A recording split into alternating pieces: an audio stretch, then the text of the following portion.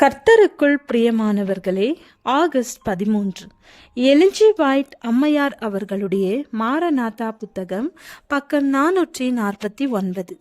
இன்றைய தியானத்திற்காக தெரிந்து கொள்ளப்பட்ட தலைப்பானது எண்ணப்பதிவுகள், உணர்வுகள், மருந்துகள், அதன் விளைவுகள். வசனம் சங்கீதம் 119 அதிகாரம் 104 வசனம். உமது கட்டளைகளால் உணர்வடைந்தேன், ஆதலால் எல்லா பொய் வழிகளையும் வெறுக்கிறேன். அமைதியற்ற அநேகர் ஒழுங்கமைதிக்கும் விதிமுறைக்கும் அமைப்பிற்கும் கட்டுப்பட மாட்டார்கள். தங்களது சொந்த தீர்மானங்களை புறம்பே ஒதுக்கிவிட்டு அனுபவமுள்ள மற்றவர்களின் தீர்மானத்திற்கு சரணடைந்தால் அவர்களது உரிமைகள் குறைக்கப்பட்டுவிடும் என்று அவர்கள் நினைக்கிறார்கள்.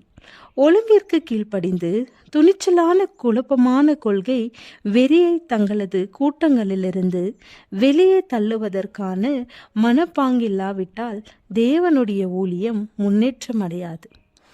எண்ணப்பதிவுகள், உணர்ச்சிகள் ஆகியவை ஒரு நபர் தேவனால் நடத்தப்படுகிறார் என்பதற்கான நிச்சயமான ஆதாரம் அல்ல. சாத்தானை நாம் சந்தேகிக்காவிட்டால் எண்ணப்பதிவுகளையும் உணர்வுகளையும் அவனே கொடுத்து விடுவான். இவைகள் பாதுகாப்பான வழிகாட்டிகள் அல்ல. நமது விசுவாசத்திற்கான ஆதாரங்கள் குறித்து அனைவரும் முற்றிலும் தெரிந்தவர்களாக இருக்க வேண்டும். எப்படி தங்களது நம்பிக்கைக்கு அணி சேர்த்து தேவனுடைய மகிமைக்காக கனி கொடுக்க வேண்டும் என்பதே அவர்களது தலை சிறந்த பாடமாக இருக்க வேண்டும். பாட்டில் கிரீக் சானிட்டோரியத்தில் உள்ள ஒரு நோயாளி கொஞ்ச காலமாக தான் ஒரு புதிய வெளிச்சத்தை பெற்று கொண்டிருப்பதாக நினைத்து கொண்டிருந்தார். அவர் மிகவும் வியாதிப்பட்ட நிலையில் மரிக்கும் தருவாயில் இருந்தார். அவர் தமது கருத்துக்களை யாரிடத்திலெல்லாம் கூறினாரோ அவர்கள் அவர் சொல்வதை எல்லாம் ஆர்வத்தோடு கவனித்தார்கள். அவர் ஆவியின் அருளால் பேசுவதாக சிலர் நினைத்தார்கள். அநேகருக்கு அவர் பகுத்தறிவிற்கேற்றபடி பேசிய காரியம் எவ்விதமான பிழையுமின்றி இருப்பதாக காணப்பட்டது.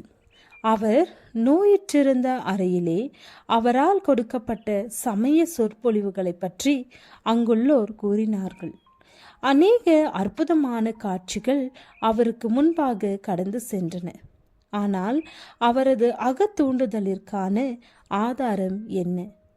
அவரது வேதனையை போக்குவதற்காக கொடுக்கப்பட்ட மார்பின் என்ற மருந்துதான். இத்தகைய பரிகாரங்கள், மருந்துகள் என்று அழைக்கப்படுபவைகளில் விஷப்பொருட்கள் அடங்கியிருக்கின்றன. இவை சில பழக்கங்களையும் பசி உணர்வுகளையும் உண்டாக்குகின்றன. இவைகளால் ஆத்மாவிற்கும் சரீரத்திற்கும் அழிவே ஏற்படுகிறது.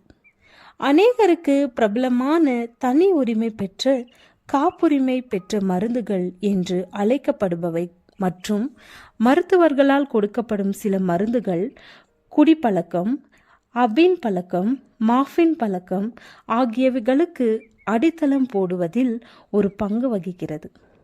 இவைகள் சமுதாயத்திற்கு பயங்கரமான சாபமாக இருக்கின்றன.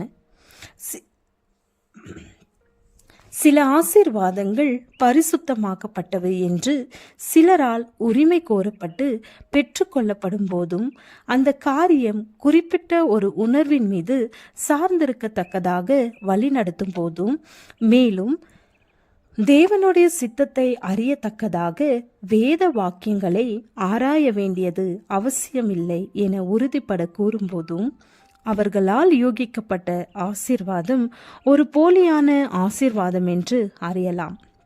ஏனெனில் அந்த ஆசீர்வாதத்தை உடையவர்கள் தங்களது சொந்த பரிசுத்தமற்ற உணர்ச்சிகளின் மீதும் மனதின் போலி தோற்றங்கள் மீதும் மதிப்பு வைக்கத்தக்கதாக அது வழி நடத்துகிறது. மேலும் தேவனுடைய வார்த்தைக்கு அவரது காதுகளை அடைத்து கொள்ள செய்கிறது. ஜெபம். பிதாவே, சுத்தமான இருதயத்தை என்னிலே சிருஷ்டியும், நிலைவரமான ஆவியை என் உள்ளத்திலே புதுப்பியும். ஆமென்.